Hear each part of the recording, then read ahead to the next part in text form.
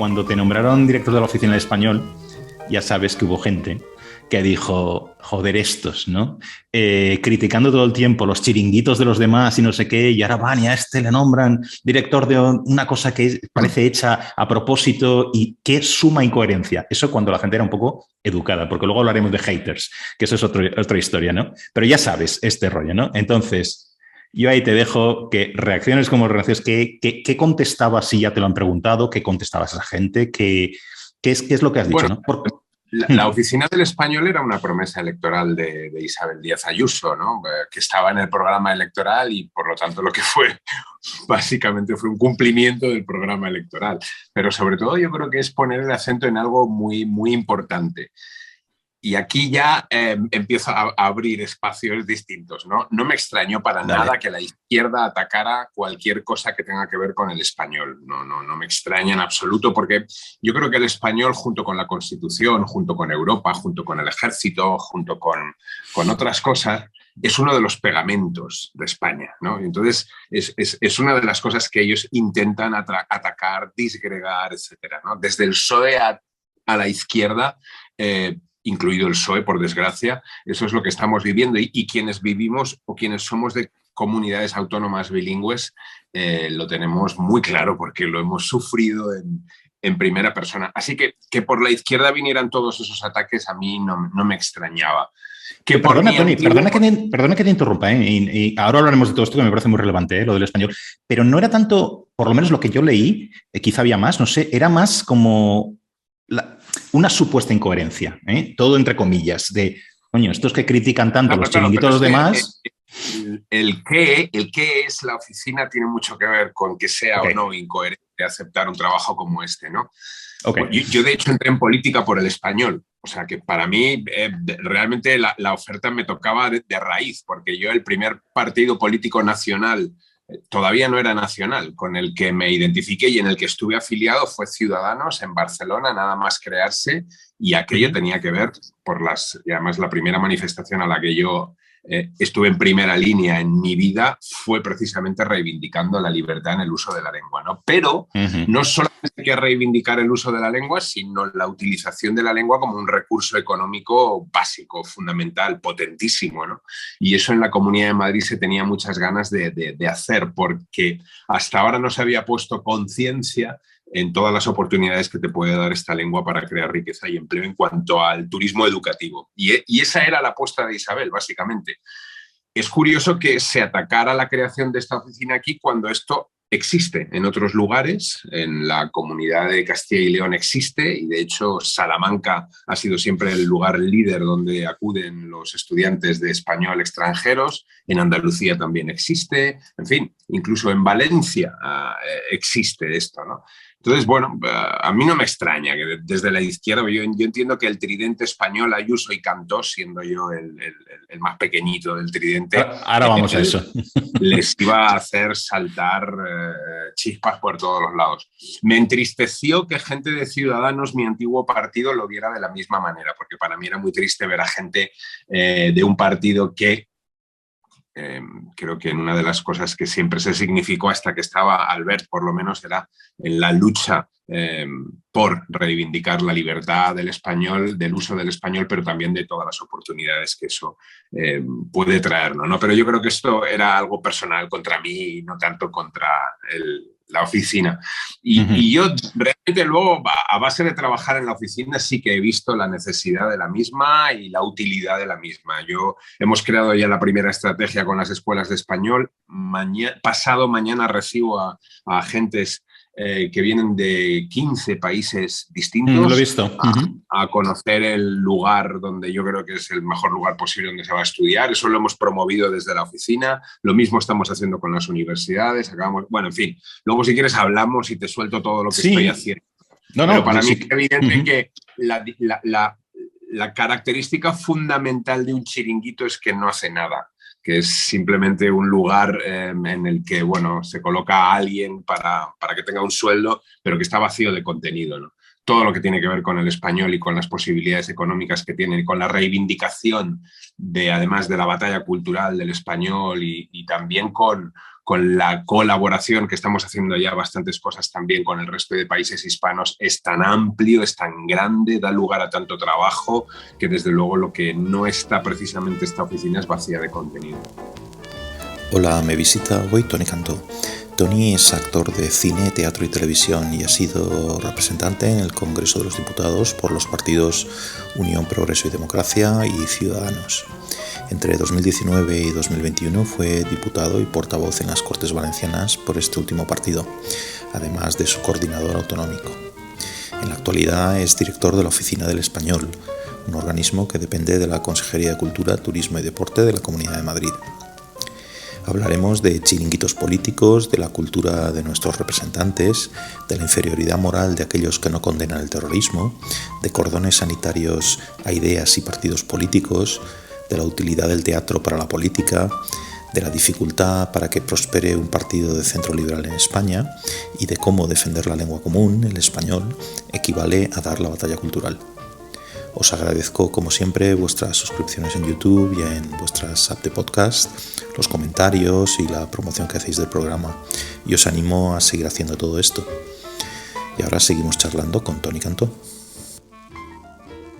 Pues si quieres, más que hacer una cosa al uso de decirte, oye, cuéntame qué estáis haciendo y tal, porque he visto algunas cosas que hacéis y ahora lo estás mencionando, pues si quieres, vamos un poco, si quieres, casi como en círculos, ¿no? Y siéntete libre de decir, oye, pues mira, precisamente sobre esto tenemos esta historia o queremos hacer no sé qué o tal, ¿no? Sí. Creo que sería más interesante, ¿no? Porque, por ejemplo, a mí que me gusta picar en estas entrevistas, ¿no? Bueno, entonces yo veo que una cosa que veo es que promovemos el español, ¿vale? Por un lado. Sin embargo, tenemos, con las nuevas leyes educativas, esto es algo que yo doy mucha guerra con esto porque es que me parece, yo me dedico a la enseñanza y esto me parece clave, ¿no? Y entonces, por un lado estamos diversas administraciones de gobierno, por diversos niveles administrativos, promoviendo español o lo que estáis haciendo vosotros en la comunidad, pero por otro lado tenemos unas leyes educativas, y ya no las de ahora, que yo estoy literalmente, perdona el acojonado, lo que va a salir de las escuelas a partir de ahora, sino es que yo lo veo en la universidad, gente que no sabe escribir, que no sabe redactar, que no entiende lo que lee, que no lee absolutamente nada. Entonces, no es ¿cómo se conjugan estas dos cosas? O sea, por un lado, vosotros estáis intentando promover el español, otras administraciones también, etcétera, sobre una población, sobre todo la más joven, que ya no sabe leer ni escribir. Es un poco exagerado esto que estoy diciendo, pero bueno. Como sabes, yo trabajo en la administración autonómica. Termino en las leyes educativas. De hecho, esta administración autonómica, entre otras cosas, se distingue por lo batalladora que es contra todo ese tipo de cosas que estás diciendo. Una de las primeras cosas que yo he hecho como Oficina del Español es premiar el esfuerzo y la excelencia en la educación. Y hemos creado un concurso que ya está en semifinales de lengua de todos los colegios públicos y concertados de la Comunidad de Madrid, precisamente para premiar la excelencia de los alumnos, ¿no? A los mejores, el esfuerzo, que es algo de lo que habla mucho Isabel Díaz Ayuso. Y el primer premio es ni más ni menos que un viaje de 4 días en el Juan Sebastián Elcano desde Galicia hasta Cádiz, que se llevará a cabo en el mes de julio de este año. O sea que nosotros estamos en otra cosa completamente distinta. Yo he vivido la tramitación de leyes educativas y para mí ha sido muy triste ver cómo se hablaba mucho de religión, mucho de lengua, que es importante, pero se hablaba poco estrictamente de educación. Y estoy de acuerdo contigo en que es una batalla y un caballo de Troya, la mala educación, en el sentido en el que tú estás hablando, que puede socavar absolutamente una sociedad y que lo está haciendo, de hecho, ya, ¿no?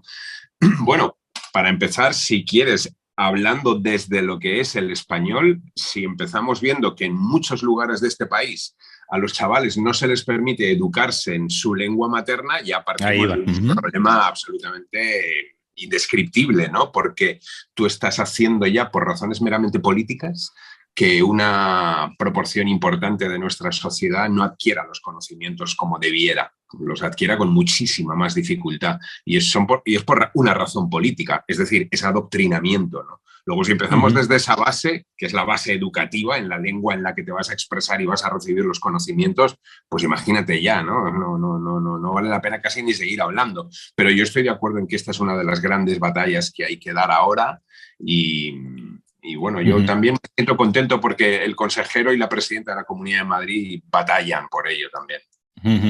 No, simplemente quería, ya lo sé, lo de las diversas administraciones, pero es que es el contexto es penoso, es que es una cosa que se te calman los pies, de verdad, cuando estás lidiando y como te decía, no sé lo que va a venir en el futuro, pero parece que nada bueno va a salir de esto, porque precisamente No, estas cosas de las que hablabas, ¿no? Recuerdo escuchándote ahora también que un libro que he leído hace unos meses, que era La transformación de la mente moderna, de Jonathan Haidt, sí. donde habla de todo esto a lo bestia en las universidades americanas y realmente es bastante preocupante. Esperemos, porque allí ya empieza a haber un movimiento en contra de todo esto, en la que una serie de profesores se unen para crear un espacio libre de semejante tontería. Es curioso, como Iglesias decía que el miedo iba a cambiar de bando, pero lo que ha cambiado de bando es la censura, claro. lo pacato de esta gente, ¿no?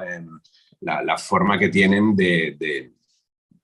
incluso el uso de la violencia, ¿no? Porque hemos visto a menudo los chavales de Sakabat, a ellos les ocurre cada 2 por 3 como se ha convertido en un espacio violento donde a determinadas personas, mientras absolutos terroristas o golpistas campan a sus anchas, tienen vedado un espacio que debiera ser un espacio donde todo el mundo pudiera entrar a debatir, ¿no? Ideas. Y los de Sakabat, ahora me gusta el ejemplo que das, porque aquí no estamos hablando de ninguna violencia simbólica, es que esto se juega en la cara. No. Estos chavales que tienen una valentía que me parece impresionante. Pero haremos estas cosas concretas y más que has mencionado, ¿no? Pero yo quería, fíjate, ya te lo comenté en un correo que nos intercambiamos, ¿no? Que me acuerdo de esta entrevista que tuviste, era Zenda, creo, donde tú hablabas de libros, hablabas de teatro. Entonces, a mí me recordaba mucho, no sé si esto lo habrán dicho también o no, pero no sé si viste el ministro francés de Economía, Bruno Le Maire, el del actual gobierno, ¿no? Hablaba también de como una charla a unos escolares o jóvenes o no sé qué, y allí hablaba de Proust, hablaba de Houellebecq, hablaba de Peter Hande, les decía que la superioridad, hablaba de la superioridad de los libros sobre las pantallas, ¿no? Que es evidente, pero bueno, es que... Y yo pienso, ¿por qué nos choca tanto esto? ¿Por qué a mí me choca leerte en esa entrevista hablando de teatro, de literatura, etcétera? ¿Por qué nos choca esto tanto cuando debería ser una cosa habitual? Pero la realidad es que ni los políticos leen, quizá ni los ciudadanos leen, bueno, ya sabemos cómo va la cosa, ¿no? Y sin embargo en España esto tampoco se penaliza, digamos. En Francia yo creo que sí. O sea, en Francia no puedes exhibir tu incultura en este sentido, ¿no? Pero en España parece que es otra cosa, ¿no? Entonces, no sé muy bien qué piensas de todo esto. Tú eres protagonista de esto, ¿no? De lo que te estoy diciendo, ¿no?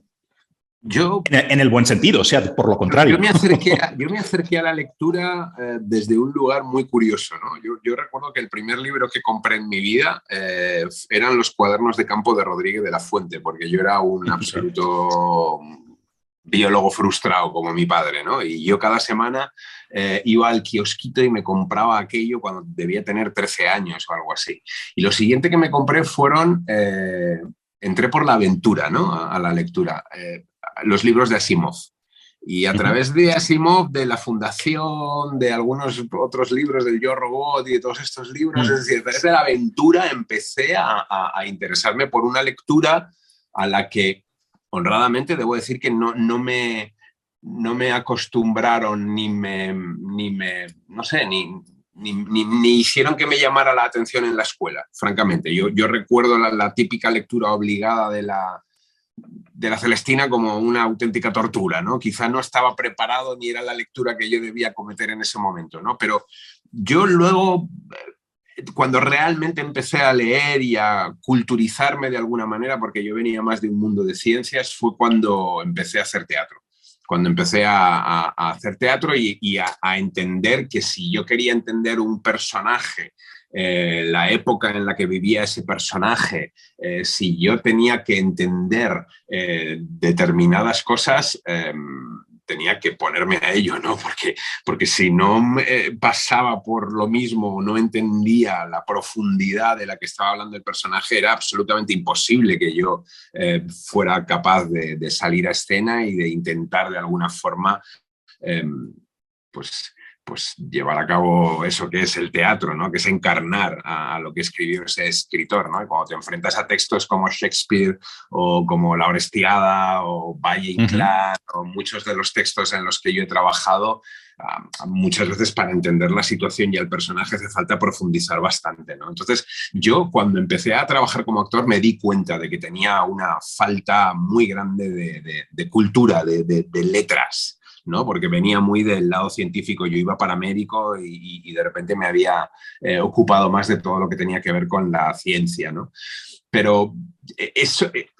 La lectura es la que poco a poco va haciéndote querer más, la que va transformándote y de alguna manera no sé cómo explicar que el ejemplo de muchas personas con las que yo conviví también durante mi trabajo fue lo que me ayudó, ¿no? a ir cada vez enterando. No sé si eso ha tenido un pozo, no sé si me ha mejorado como persona, no tengo ni idea. Tengo mis dudas de que la cultura y mucho más todavía el arte, o como dicen los del cine o los del teatro, tenemos un arte que es necesario y que cambia el mundo y a las personas. Digo, bueno, yo no me creo que seamos tan importantes. Yo creo que a veces les damos algo que les hace darse cuenta de algo chiquitito en un momento y que eso puede ser estupendo, ¿no? Pero creo que hay un poco de vanidad en eso de que con la cultura podemos cambiar el mundo, porque además conozco malísimos que son muy cultos, ¿no? Hay grandes ejemplos en la historia, luego no creo que tenga un efecto tan determinante, pero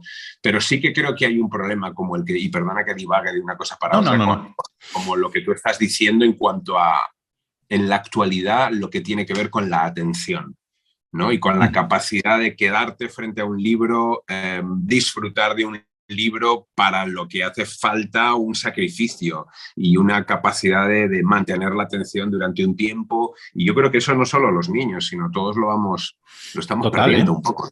Sí, me pasa a mí, y yo no soy nativo de esto de los videojuegos, ni las redes sociales, ni nada de esto, que vinieron mucho después, y yo era capaz de pegarme un tocho durante 5 horas y ahora me siento un poco inquieto. Y es por las puñeteras pantallas, o sea, no, en serio, creo, pero bueno. Y en relación con esto, y una cosa que decías antes, ¿no? Fíjate, lo de las lenguas que estabas mencionando, de Cataluña y todo esto, ¿no? ¿No crees que hemos hecho... Fíjate, yo siempre esta cuestión de lo que pasa en España, y a mí me ha pasado por partida doble con esta cuestión del catalán, el vasco, el español, etcétera. Me ha pasado por partida doble porque yo hasta el año pasado estaba viviendo en Canadá, ¿no? Y lo mismo que me pasaba a mí, yo recuerdo cuando estaba, antes de irme, vivía en Madrid, iba a Barcelona, yo soy de Valencia como tú, entonces cuando estaba en Barcelona, pues dependiendo que me hablase, pues me pasaba el catalán o hablaba castellano, es que me daba un poco igual, ¿no? Y siempre he considerado que ser capaz de hablar esas dos lenguas y hablar otras es una riqueza.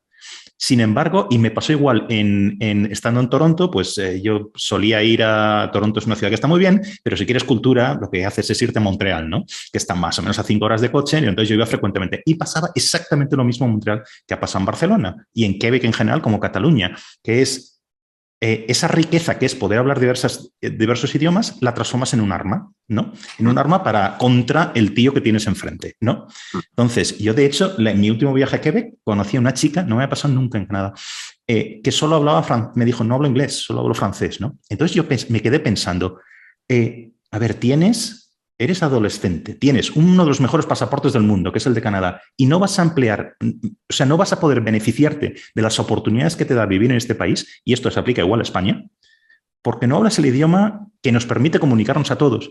¿Y no te parece un poco pasa lo mismo en España?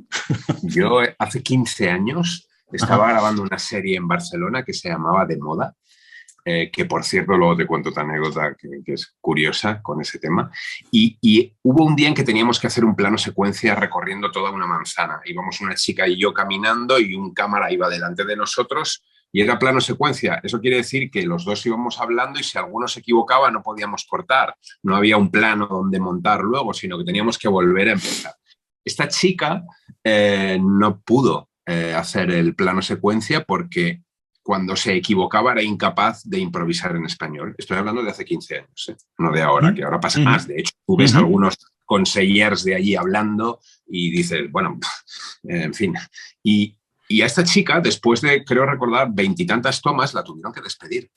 Entonces, a mí me parece discutible que una familia pueda decidir hacer eso con su hijo. De hecho, hay una discusión siempre con eso en cuanto a que el Estado debe velar porque las familias eduquen a sus hijos, no los saquen de los colegios, etcétera. Hay un papel que debe tener el Estado, por supuesto, sin meterse en lo que es una prerrogativa familiar, ¿no? Y de los padres, etcétera. Yo sí que creo, al contrario que Celaá, que los padres tenemos algo que decir en este tipo de cosas, ¿no? Pero ya no digo que no debe suceder eso, no.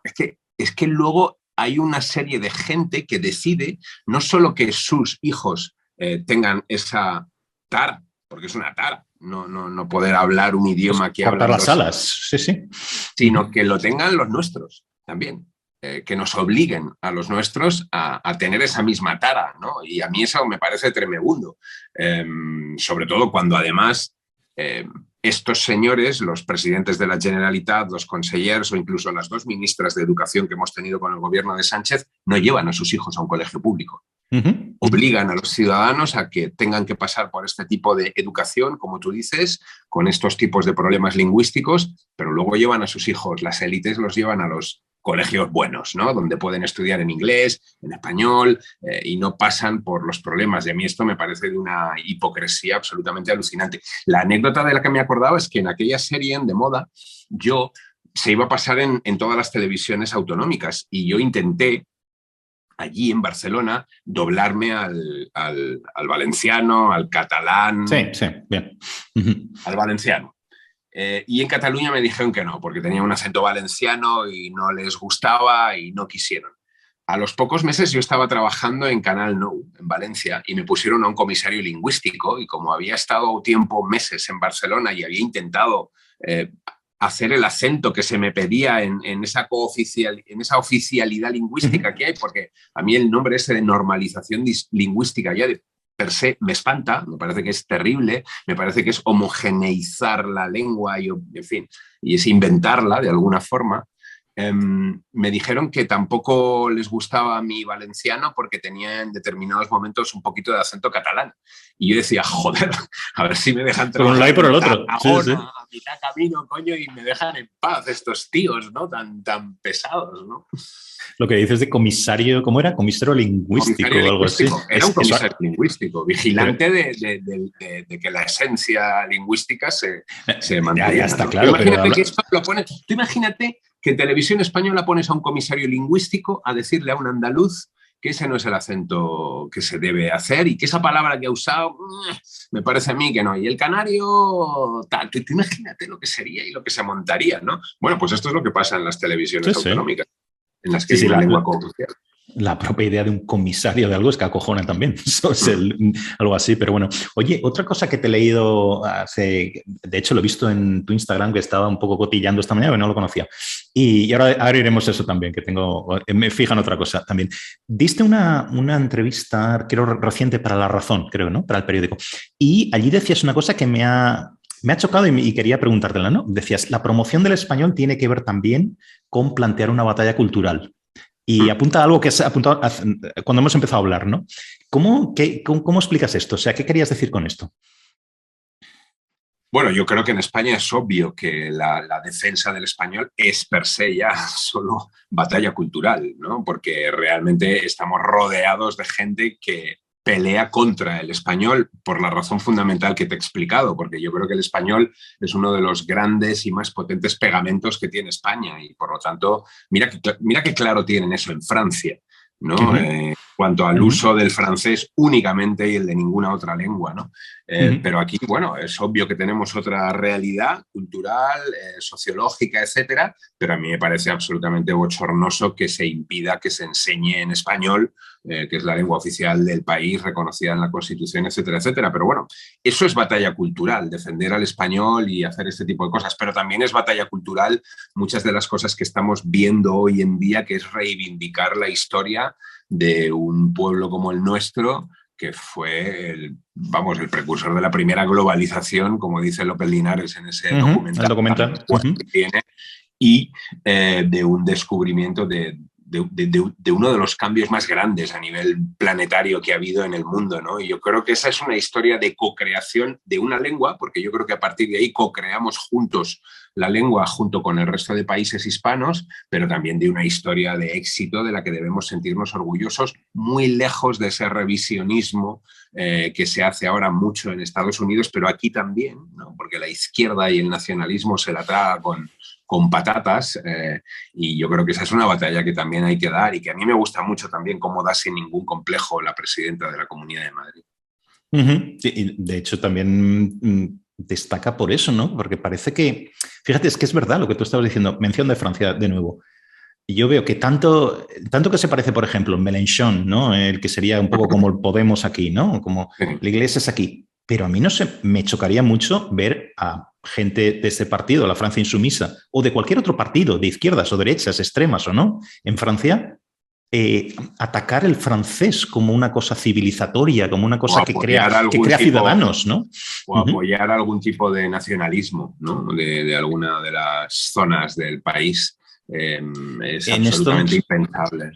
Sí, yo creo que hace poco, ahora no recuerdo bien, creo que solo leí el titular, chocó un poco también que no sé qué ministro era del gobierno de Macron, estaba abierto a algún tipo de autonomía para Córcega y tal, pero dijo, pero el francés no se toca, ¿no? Entonces, claro, es una diferencia. Porque es una diferencia. Que es el pegamento también de la nación, ¿no? Y por eso los nacionalistas y la izquierda, en ese sentido, tienen muy claro dónde tienen que atacar: al rey, al ejército, a la bandera, al español, sobre todo.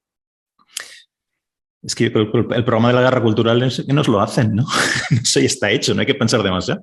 Es que son cosas tan de consenso en otros países. No, y luego aquí hubo una estrategia de todo el mundo anglosajón muy bestia para intentar tapar lo que realmente hizo a España, pero yo creo que debemos sentirnos muy orgullosos, primero, de cómo nos aliamos con todos los pueblos que estaban allí sojuzgados por una dictadura, y reconquistamos aquello, ¿no? Porque es unos cuantos cientos de españoles no hubieran podido contra todo lo que había allí, contra toda la civilización que había allí. Lo que pasa es que era una civilización muy bestia, muy dictadora, que tenía sojuzgadas a muchísima gente, que fue con la que se alió España para acabar con aquello, ¿no? Pero a partir de ahí hay una creación de civilización, de educación, de libertad también, porque no tienes más que ver la diferencia que hay entre esa parte con la anglosajona de arriba, ¿no? de Norteamérica, lo que dejamos nosotros allí y cómo tratamos a los indígenas, que se trataron igualmente que cualquier habitante de España, era el mismo súbdito del rey que cualquier otro, con los mismos derechos que cualquier habitante de España, que de hecho pudieron casarse entre sí, cuando eso en Estados Unidos hasta el 1960 y algo no fue posible entre distintas razas, sobre todo en el sur.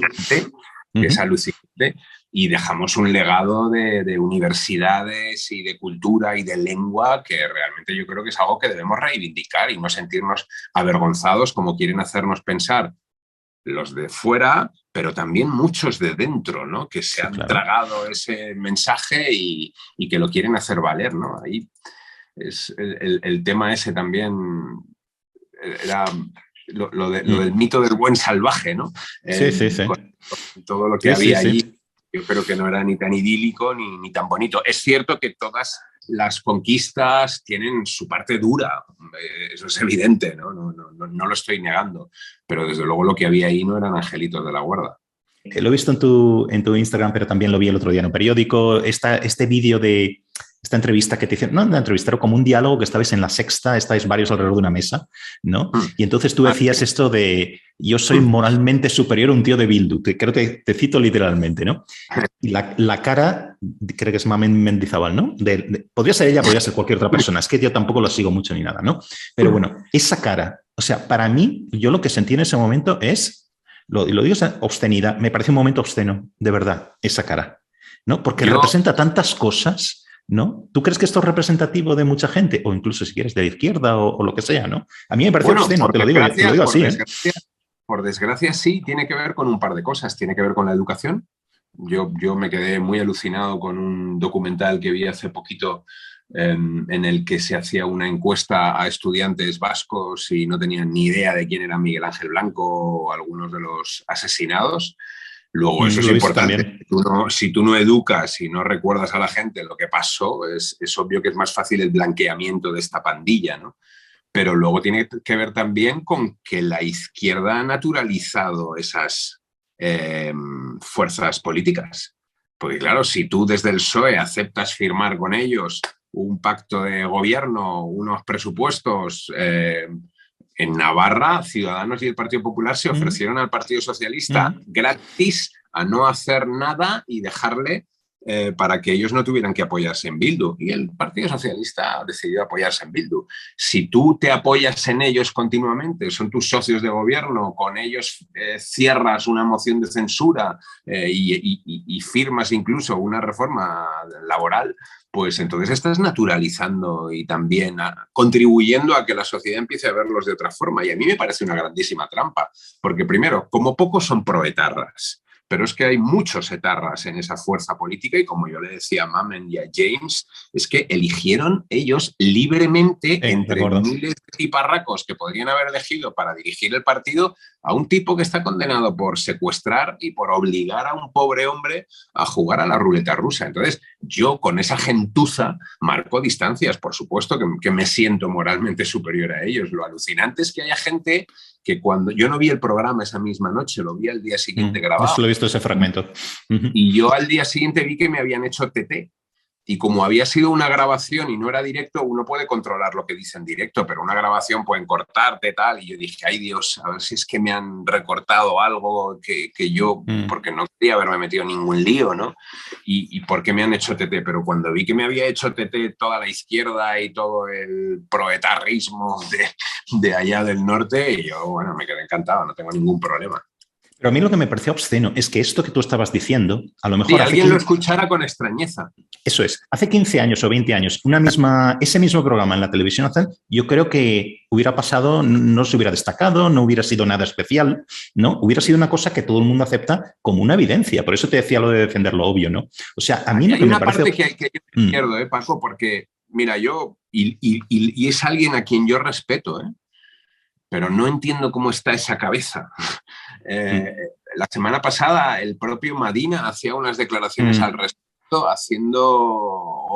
poniendo ese énfasis en que una fuerza constitucionalista, democrática, elegida libremente por los españoles y que yo no creo que tenga ningún problema, como Vox, era la única fuerza a la que había que ponerle un cordón sanitario, democrático, etcétera, etcétera, ¿no? Entonces, que lo diga él, ¿no? Y que luego además tenga otras declaraciones con todo el respeto del mundo, porque además yo sé lo que ha sufrido Eduardo, he trabajado con él en el Congreso y le respeto. No entiendo cómo funcionan esas cabezas para permitir entrar en el juego democrático a unos tipos como Bildu y sin embargo hacer esos aspavientos con un partido como Vox, que es perfectamente democrático, ¿no? Yo no entiendo muy bien cómo piensa la izquierda, cómo funciona esa cabeza. Yo creo que cordones sanitarios deberían ser lo mínimo, los mínimos, los justos. Yo de momento no veo justificación para ninguno. Pero bueno, a ver, unos neonazis o algo así, vale, bien, pero es que no estamos hablando de eso, ¿no? No son cordones sanitarios, en realidad son cordones legales. Quiero decir, claro, yo creo claro. que tenemos unos mecanismos en los que hay determinadas ideas o determinadas posibilidades que no tienen derecho a presentarse a unas elecciones y ya está, esos son los cordones. Si tú estás legalizado, ahora bien, yo creo que sí que hay algún tipo de cordón, aparte de ese, que es el obvio, en el caso de Bildu, ¿no? Porque yo sí que a mí me espanta una gente que esté haciendo continuamente alabanzas de asesinos, de secuestradores, de torturadores, de chantajistas, etcétera, ¿no? Que les haga fiestas cuando salen de la cárcel, que les celebre. A mí es el único partido que creo que en estos momentos en este país es un cordón obvio.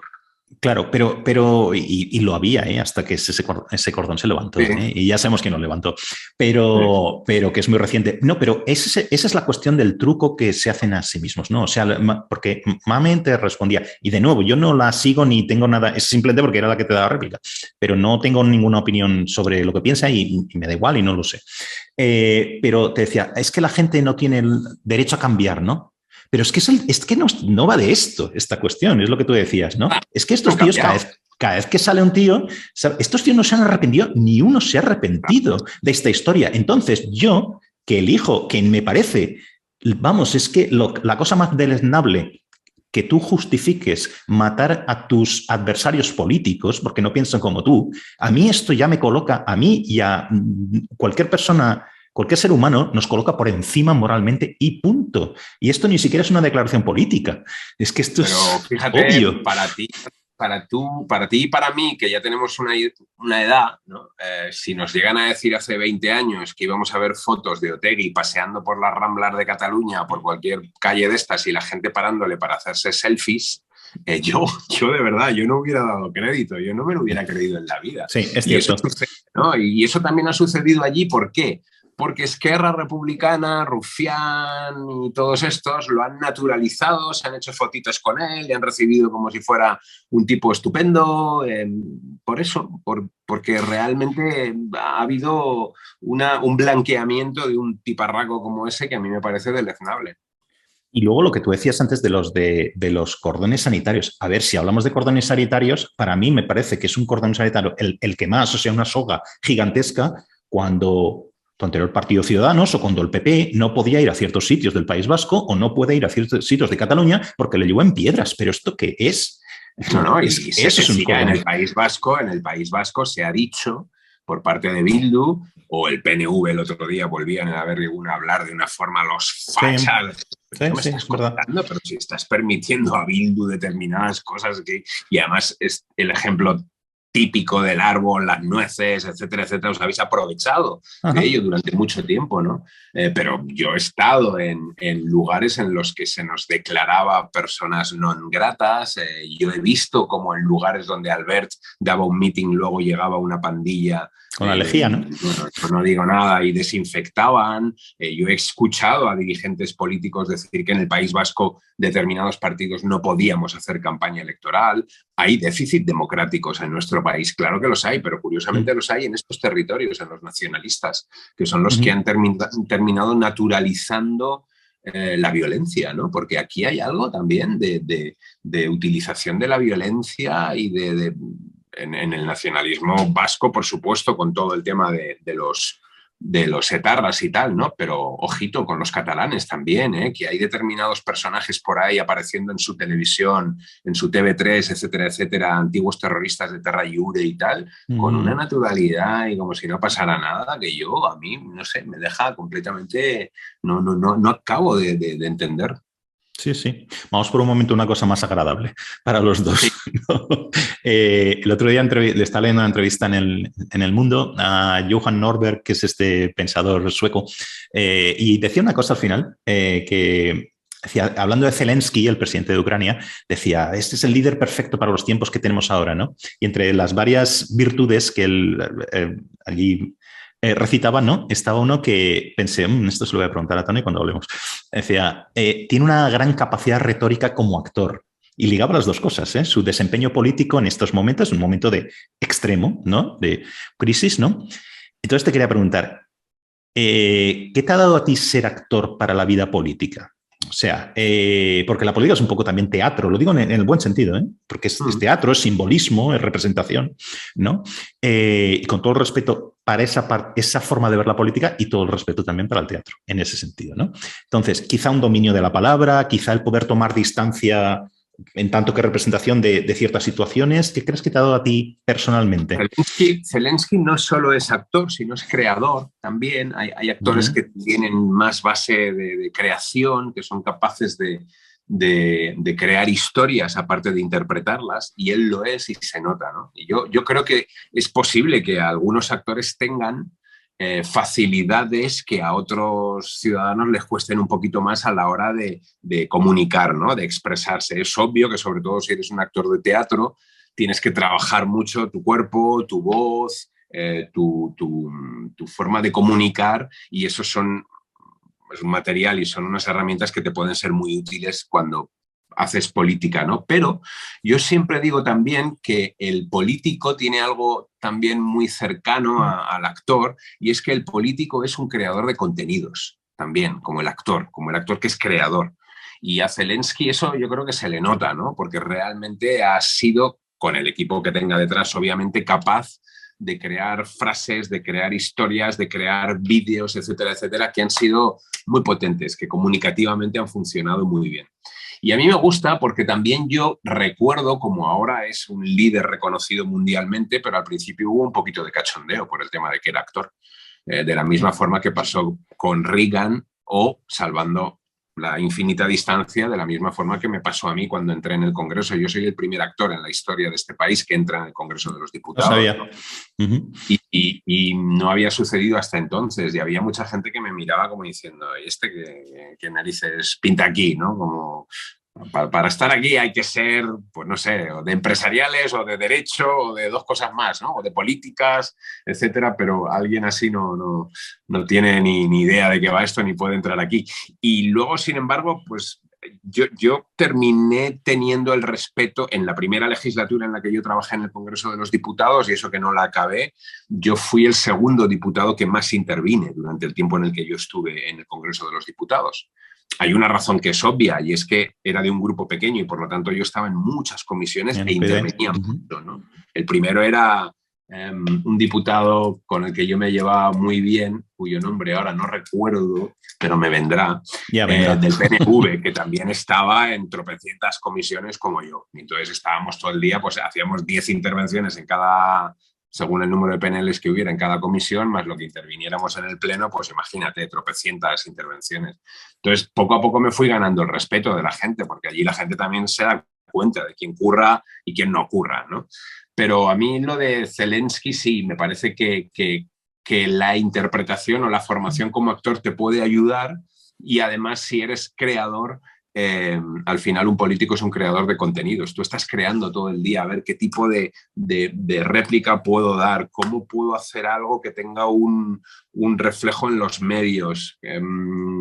Estás todo el día creando ideas, escribiendo tus discursos, tus posicionamientos, inventándote cosas para que se te vea, ¿no? Y eso tiene mucho que ver con un proceso creativo. Incluso viéndolo desde fuera, simplemente como si quieres ciudadano interesado en la política, que sigue los debates, etcétera, etcétera. Incluso la forma de, lo que en inglés se dice el body language, ¿no? O sea, la forma de moverte, por ejemplo, o de cómo estás en una tribuna o algo así. Yo creo que esto es también importante, ¿no? Lo estaba pensando esta mañana, ¿no? Es importante eso, y es muy importante también hablarle a la gente de veras. En un momento en el que la gente está muy cansada de políticos que son de plástico o de cartón, la gente quiere personas que cuando les hablan, entienden que les están hablando directamente a la cámara, a ellos, que no están como colocados y haciendo algo como un poco más robótico, ¿no? Entonces, yo creo que esa es otra habilidad para la que uno se prepara cuando es actor, ¿no? Oye, viendo de nuevo todas tus redes, Instagram esta mañana, por no hablar de Twitter, la cuestión de los haters, de verdad, no solo una cosa tuya, pero a mí es una cosa que me tiene fascinado, de verdad. En todos los posts que he visto, fotos que tenías, vídeos, etcétera, siempre hay alguien que te va a criticar por algo, y me da la impresión, después de un rato haciendo este ejercicio, digamos, que no han leído ni siquiera lo que estás poniendo. O sea, es una cosa lo que se llama ad hominem, ¿no? El ataque a la persona. No, o sea, ni siquiera, porque tú dices, todos metemos la gamba y todos decimos tonterías. Y entonces alguien te puede decir, oye, que esto que has dicho está mal, o este dato que usas es incorrecto, o lo que sea. Esto es otro rollo, ¿no? Pero no, parece que es una cosa a la persona. Da igual lo que digas, da igual que pongas la receta de un bizcocho, da igual, ¿no? Hay veces que me has retuiteado alguna cosa mía y yo me entraban ganas de decirte, oye, mandarte un mensaje y decir, oye, no retuitees nada más mío, porque es que se me llega el muro de gente. Yo digo, cuando alguien me pide un retweet, yo les digo, recordad que lo mío no es un retweet, es un reparto de trolls, ¿no? Porque sí, claro, luego total. Te van a entrar ahí varios diciendo, ¿sabes lo que pasa, Paco? Yo no lo leo. A mí, francamente, ya, ¿qué quieres que te diga? Yo es que paso de leerlo, ni me entero. Yo igual ellos se creen que han hecho algo y me van a fastidiar, y es que yo ni les leo. Antes bloqueaba, ahora ya ni bloqueo. Lo tengo todas las respuestas silenciadas, solo leo a la gente que me sigue.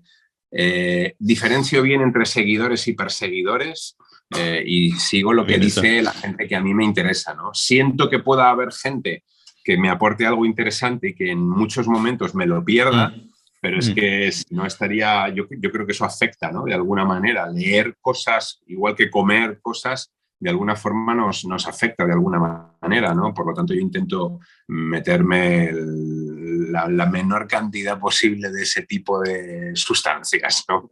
Yo creo que también hay que sentirse orgulloso de eso, porque si tú alguna vez ves qué perfiles son perfiles de izquierda, perfiles nacionalistas. Oye, si ellos tienen odio hacia ti y tienen ganas de gastar el tiempo, es que les fastidia lo que estás haciendo. Y a mí todo lo que les pueda fastidiar me gusta.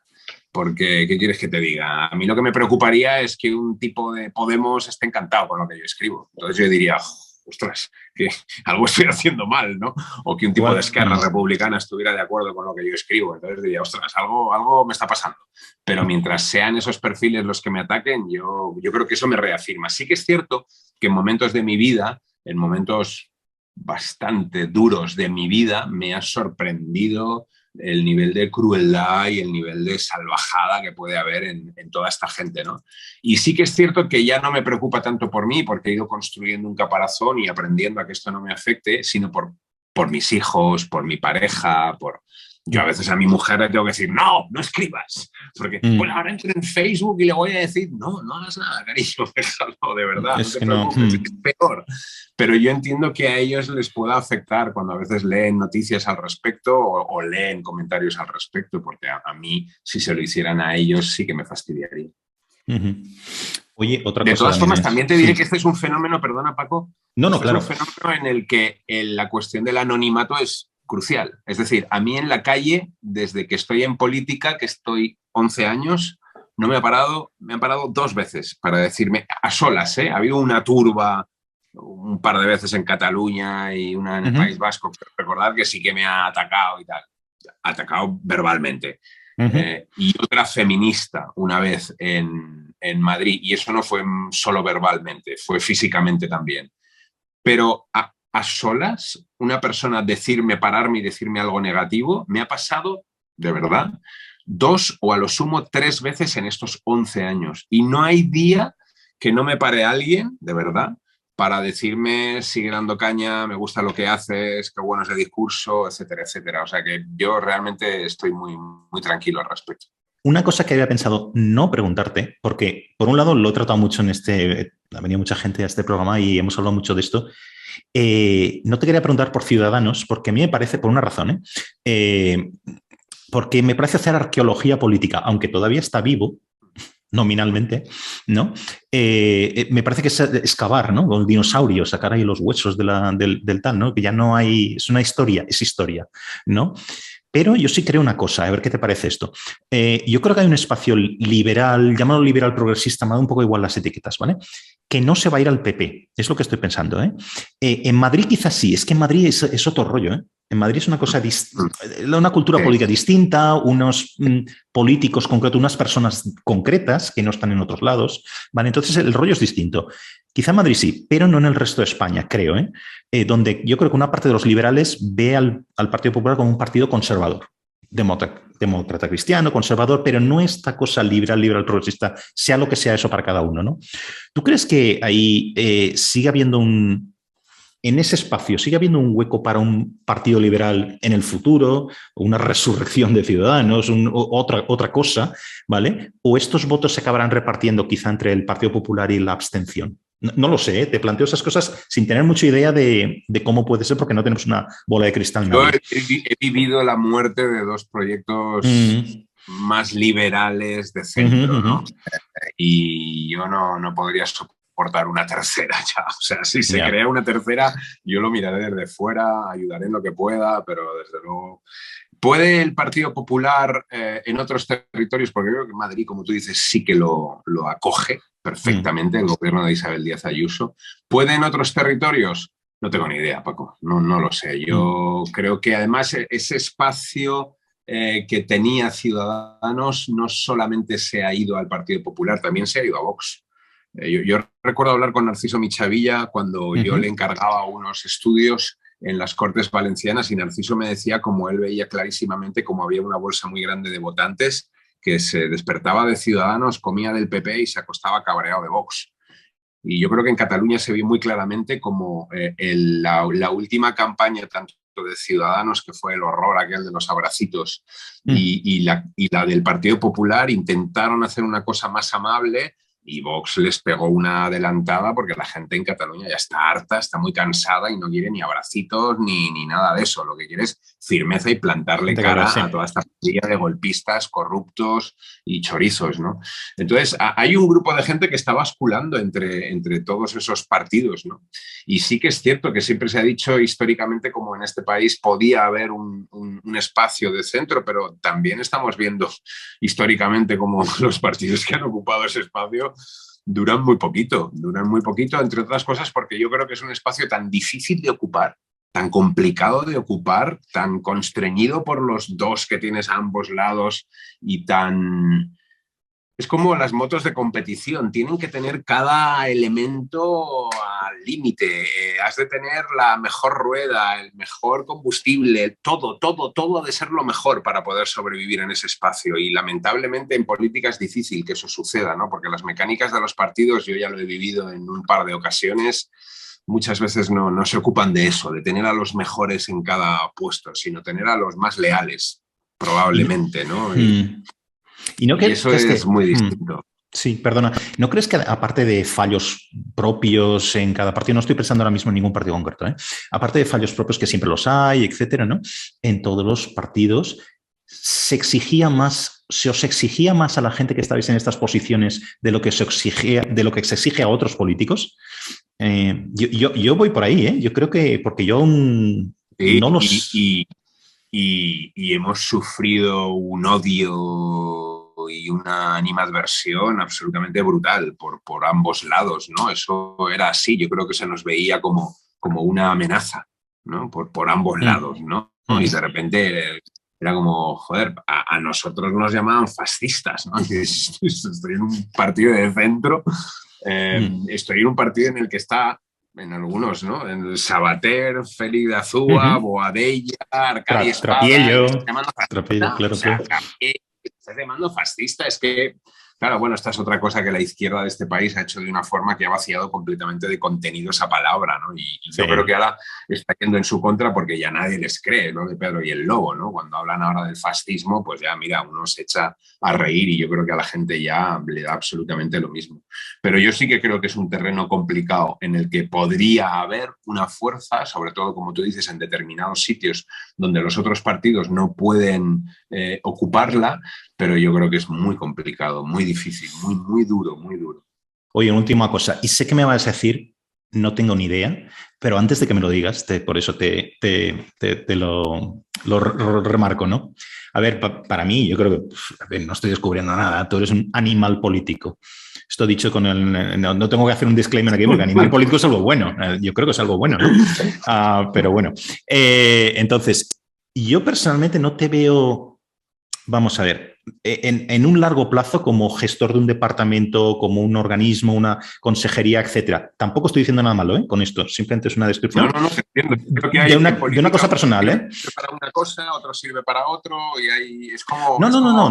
No, pero no es por servir, no me refiero a eso, ¿no? No, digo, a ver, me explico. Yo creo que en política hay gente que es mejor o es más aprovechable o se les saca mejor rendimiento yendo de uno, otro llevando organización, otro haciendo discurso, otro haciendo gestión. Ahí es como en un equipo de rugby o en un equipo de fútbol, ¿no? Hay gente para todos los puestos y podemos ser mejor aprovechados, ¿no?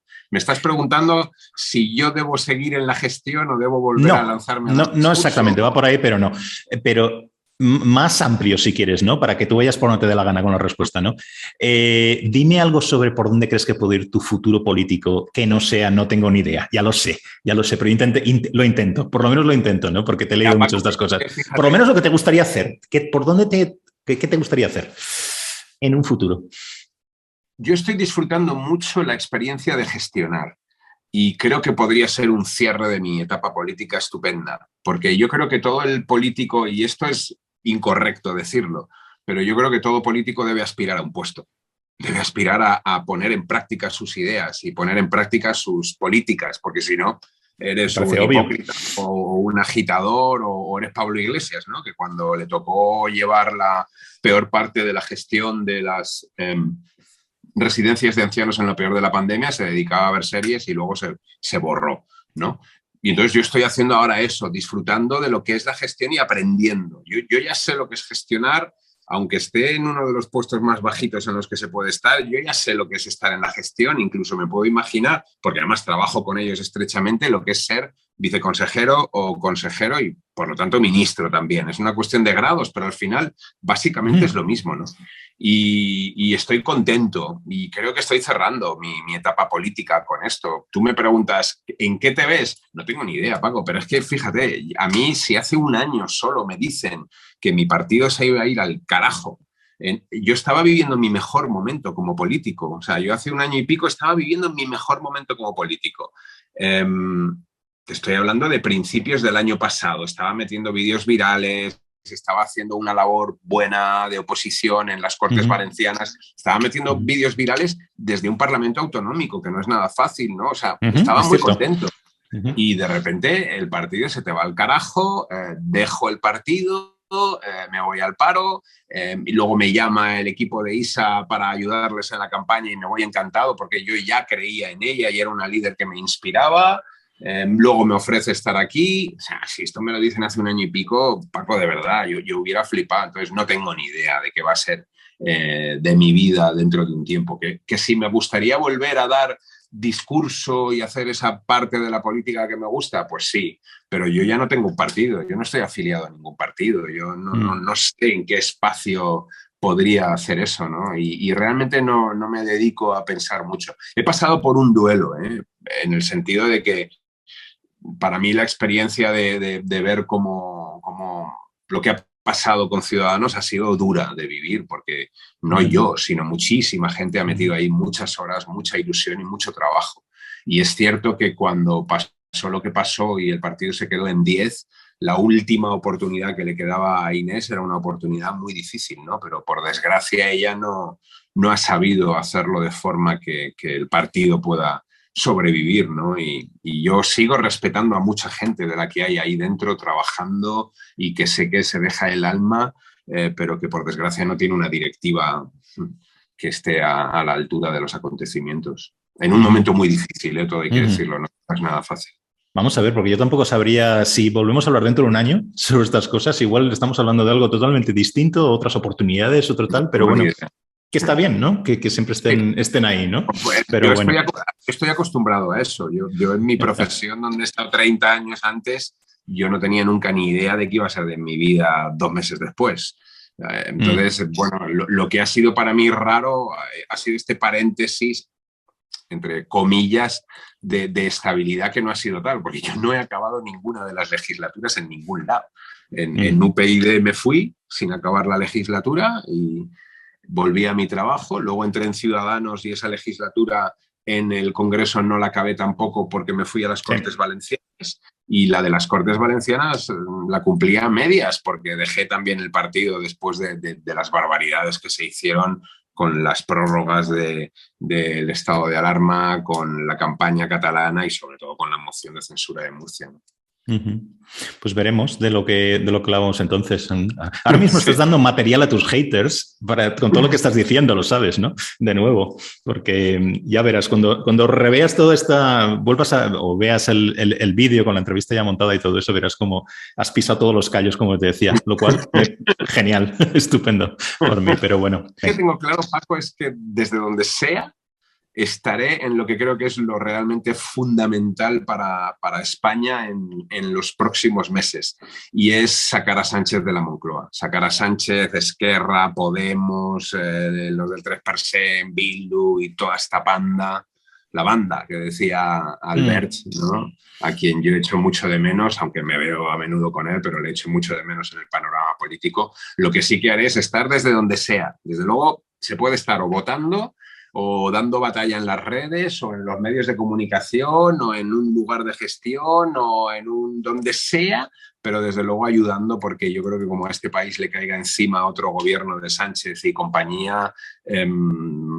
vamos a quedar en una situación realmente dramática. Ya estamos en una situación muy mala, pero si repite la izquierda y el nacionalismo y los podemitas, ya va a ser tremendamente dramático. Caso, tiempos interesantes. Ya sé que no soy original diciendo esto, pero lo son. Pero bueno. Oye, que mil gracias por el rato que hemos estado charlando. ¿Se ha pasado? Como hablamos en un año. Espero que hablemos antes. En cualquier caso. Pero bueno, oye, que muchas gracias y que un abrazo. Gracias a ti.